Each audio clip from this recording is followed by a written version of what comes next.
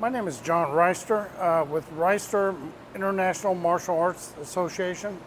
And what I want to talk about today is the art of fighting, the art of close combat.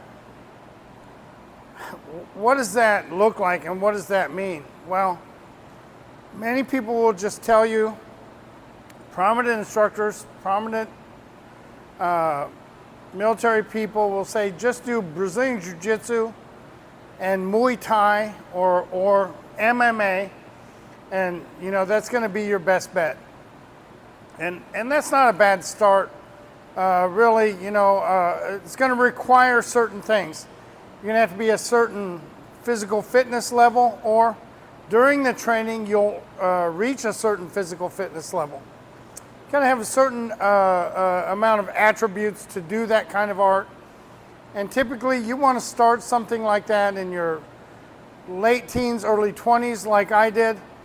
Or, if you're going to start in your 40s or 50s, you're going to really have to take care of yourself while you're training. And you're going to get a lot of injuries. Stuff that you might not get when you're younger, or you might recover from much faster if you're younger. Now, the other thing is, I would say, okay, so you've trained Muay Thai and Brazilian Jiu-Jitsu, then what? Well, you're set to go? I really don't think so, because we haven't talked about how that's going to look when you have a couple of people trying to assault you at the same time. Let's not say trying to. You have a couple of people assaulting you right now. That Jiu-Jitsu Muay Thai thing might not get the job done as efficiently as you would like. You might have to take a lot of strikes. You might not otherwise have to take if you study other martial arts along with that. I'm not saying don't take that path and do those arts. It might not suit your body though. If you're in your 50s or 60s, you're going to have to really, really watch out for a lot of the guys you're going to be training with. They're going to try to hurt you, and that's just the name of the game. Now, there are other martial arts that are more suited to maybe having a couple of people off the street trying to assault you. These people might be angry with you. They might be intoxicated. They might be criminals looking to gain monetary value in that assault. And a person, at least I think in Texas, someone is robbed every 3 seconds. So these robberies are not cage matches. These robberies may not definitely be with one assailant. Many times they could be pack robberies, or they could be one person deceiving you, the other one attacking you. You have to think about this kind of thing when you're going to do your training. So am I telling you what art to train? Not really. Of course, I teach Wing Chun. I teach Filipino martial arts, not the brand that you see on YouTube. I don't really like that. Either of those. I don't teach that brand. I also am a Jeet Kune Do instructor under Sifu Larry Hartzell, who has passed away, and Guru Inosanto, who is amazing at 87 years old. These instructors taught me both sides of the coin. I'm also an instructor in Wing Chun under Francis Fong, who is an incredible Sifu master, grandmaster. If you get a chance to train with him, you're not going to be disappointed.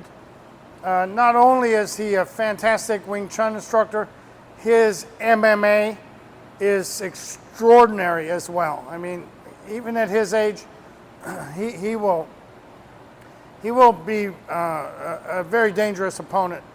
You might not even know what happened to you.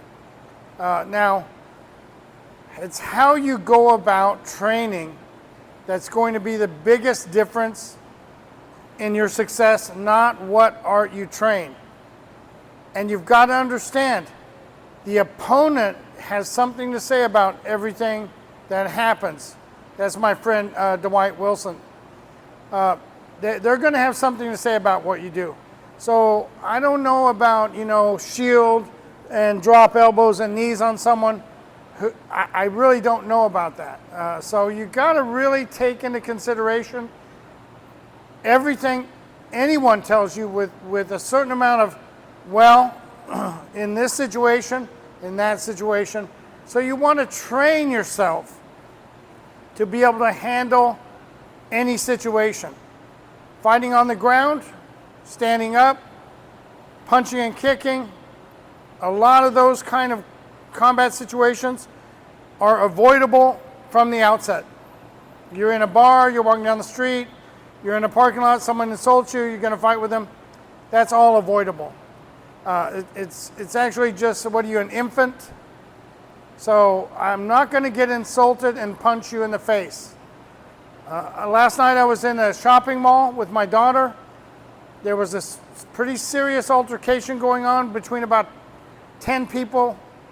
A law enforcement officer was present who was hardly bothered to look up from his phone.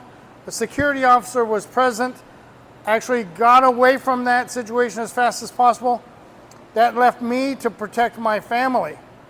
Am I capable of doing that? Well, that question got answered. I have no problem with that.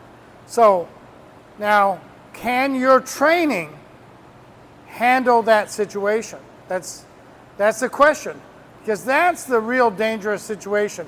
Getting yourself and your family away from danger. Whatever that danger is, wherever that danger is, whenever that danger happens, and whatever they possess, I'm going to take care of business. If you have a firearm, if you have a knife, if you have whatever, there's 10 of you or 100 of you, it's not going to help you.